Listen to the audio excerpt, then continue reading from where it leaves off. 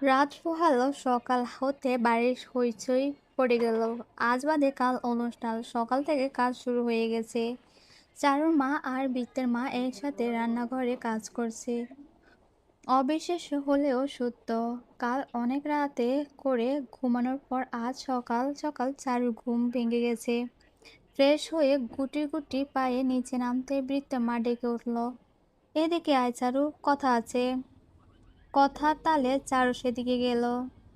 তিনি ভ্রু কুঁচকে বললেন, শোন চারু, আমার ছেলের জন্য তোকে মেনে নিয়েছি, এখন যেমনই হোক আমায় মানতে হবে। তাই তোর তোর সবটুকু দিয়ে আমার মনের মতন হওয়ার কঠোর চেষ্টা করবি, পারবি? চারু কেবল মাথা নেড়ে সম্মতি জানালো। চারুর মা ফের বলল, আমার ছেলেকে আবার বৃত্তের মা ফের বলল, আমার ছেলেকে আবার বলতে চাস না আমি যা বললাম। চারু ফের মাথা নেড়ে সম্মতি জানালো। চারুর মা চুপচাপ কথা শুনছিল। এমন সময় বিন্তি এলো, এসে চারুকে ঘিরে বলল, আচ্ছা চারু, আমি তোকে কি বলে ডাকবো, চারু নাকি ভাবি? চারু এখন সব প্রশ্নের থতমত খেয়ে বলল, তোমার যা ভালো লাগে তাই ডেকো। তাহলে তোকে চারু বলে ডাকি, তোর নাম ধরে ডাকতে ভীষণ ভালো লাগে, রাগ করবি না তো? চারু হেসে মাথা নেড়ে না বলল। এবার সকাল সকাল এ বাড়িতে রুহি পা রাখলো। বৃত্তের বাবা মা কাল রাতে অনেক বুঝিয়ে সুঝিয়ে আসার জন্য রাজি করিয়েছে। তবে রুহির বাবা আসেনি, কেবল রুহি তার মা এসেছে। বাড়ি এসে চারুকে দেখে মুখ বাঁকিয়ে পাশ কাটলো। বৃত্তের মায়ের কাছে গিয়ে বলল, পুপি, আমি কিন্তু শুধু তোমার জন্য এসেছি। ঠিক আছে। চারু পরনে লাল শাড়ি। রুহি দেখে দাঁত কটমট করে উপরে চলে গেল। আজ চারু রেজাল্ট দিবে তা ভুলে গিয়েছিল। হুট করে মনে আসতে হাত পা ঠান্ডা হয়ে গেল। তখন উপর থেকে বৃত্ত নেমে এলো। চারুদিকে একবার তাকিয়ে গাল টিপে হাসলো। চারু খেয়াল অন্যদিকে ছিল। বৃত্তের মা বৃত্তকে ডাকতেই চারু সেদিকে তাকালো, মুখে হাসি টানলো। বৃত্ত, এদিকে আয়। বৃত্ত চারুর পাশ কেটে মায়ের কাছে গেল।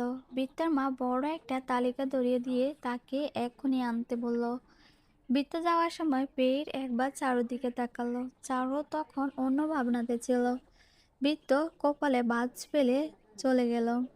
চারুও কাজে হাত লাগালো। তখন লতা এলো, এসে পিস পিস করে চারুর কানে বলল, কি গো, বাসর কেমন হলো? চারুর চোখ ছোট ছোট করে তাকালো, মিনমিনি করে বলল, দেখো, আমি বড্ড টেনশনে আছি। ও মা, কেন? এত তাড়াতাড়ি গুড নিউজ দেবে নাকি? লতা মজা নিল। চারুর সবার আড়ালে লতাকে কানে টেনে ধরে বলল, আজ আমার রেজাল্ট দিবে, খুব চিন্তা হচ্ছে। চিন্তা করো না, ভালোই হবে। বেলা 11টা। চারু অনেকক্ষণ হলো রেজাল্ট দেখার চেষ্টা করছে, তবে দেখতে পারছে না। এর মধ্যে বৃত্তের হাত ভর্তি জিনিস এনে রান্নাঘরে রেখে চলে গেল। বৃত্তের মা চারুর হাতে লেবুর শরবত ধরিয়ে দিয়ে বলে, ব্যাবলার মতন দাঁড়িয়ে আছিস কেন? দেখতে পাসনি আমার ছেলে ঘেমে একাকার হয়ে গেছে? যা, শরবত নিয়ে আয়। চারু একদিকে আহ চারুর একদিকে এক চিন্তা হচ্ছিল। বারবার কোফাল ঘাট বারবার কোফাল ঘাটছিল চারু। শাড়ির আঁচল দিয়ে মুছে গ্লাসটা নিয়ে উপরে গিয়ে ঘরের দরজার সামনে দাঁড়িয়ে বলল, ভেতরে আসবো? বলে উত্তরের আশা না করে ভেতরে পা রাখলো। বৃত্ত নেই, হয়তো ওয়াশরুমে গেছে। চারু গ্লাসটা হাতে রেখে দাঁড়িয়ে অপেক্ষা করছিল।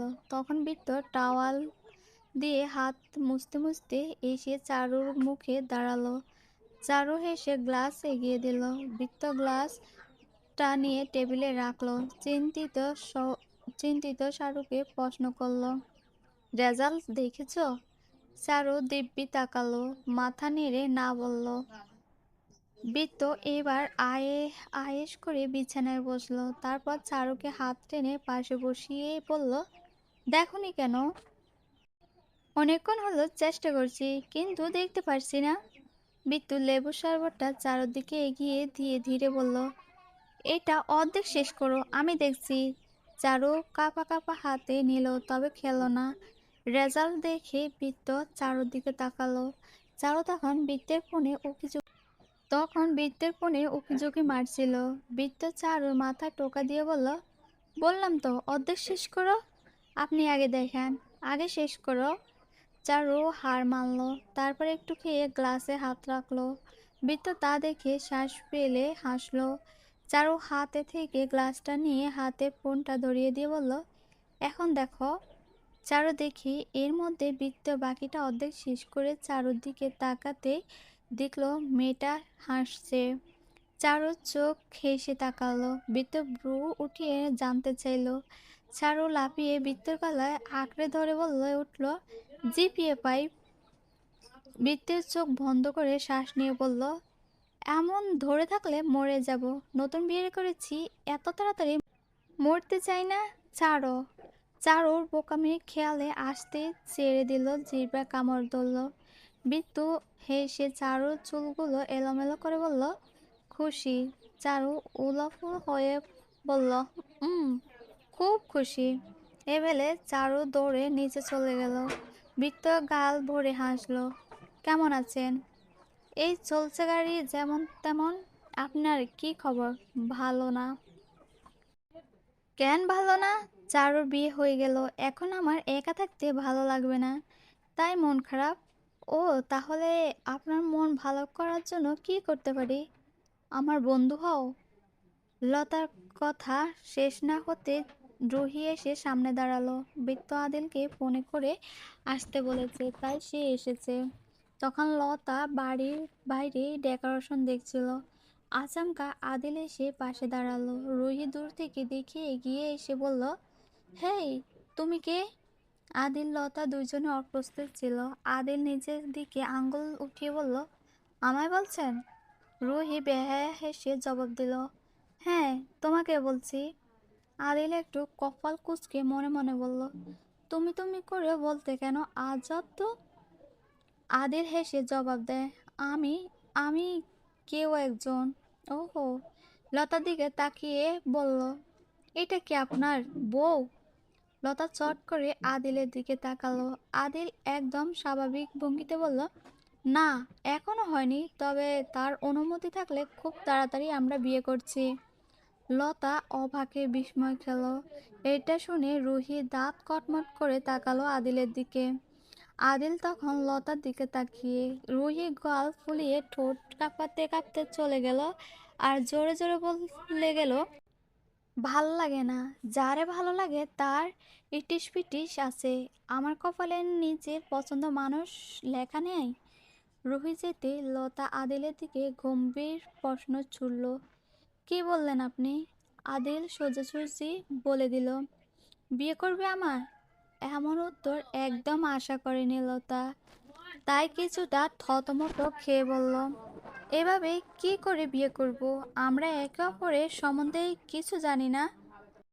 আমি আদিল, আমার বাবা মা দুজনে বাইরে থাকে, আর আমি আমার দাদার বাড়িতে থাকি।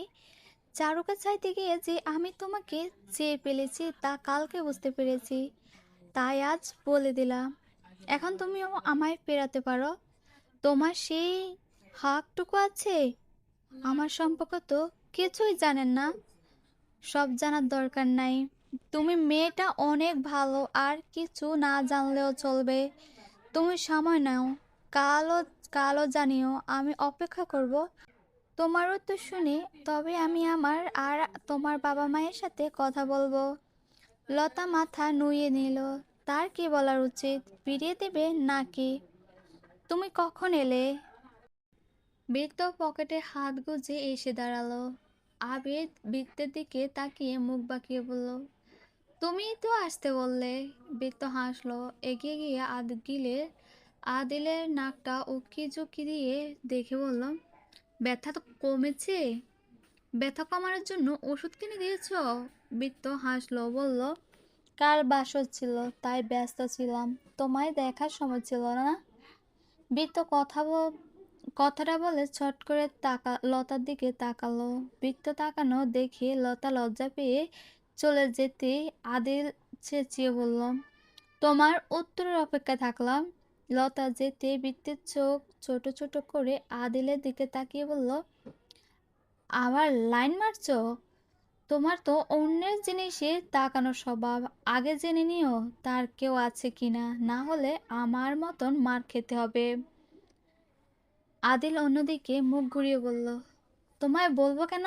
তুমি মানুষটা সুবিধার না। বৃত্ত আচমকা আদিলের নাকে টোকা দিয়ে আদিলে উফ করে শব্দ করে উঠল। বৃত্ত হেসে আদিলের কাঁধে চাপ চাপকে বলল, চলো আগে তোমার ওষুধ কিনে দিই, সুস্থ সুস্থ করি, তারপর প্রেমে সাহায্য করব। যাই হোক, বউকে পাইতে সাহায্য করেছো, নাটকটাও ফাটিয়েছো। কাল তোমার হবে ধামাকা, আমার হবে ধামাকা, ঠিক আছে? ভালো হয়ে যান মাস্টার মশাই। বৃত্ত আদিলের কাঁধে হাত রেখে যেতে যেতে বলতে লাগলো, তোমার মুখে মাস্টার মশাই শুনতে ভালো লাগে না। বউ ডাকলে ফিল আসে, তাই বউয়ের জন্য ডাক্তার নির্ধারণ করেছি। সে ব্যতীত কেউ কেউ কেউ না ডাকুক, গল্প চলবে। পরবর্তী পাঠের জন্য সবাই অপেক্ষা করো। আর আজকে এ পর্যন্ত। সবাই সে পর্যন্ত সুস্থ থাকো, ভালো থেকো, আল্লাহ হাফেজ।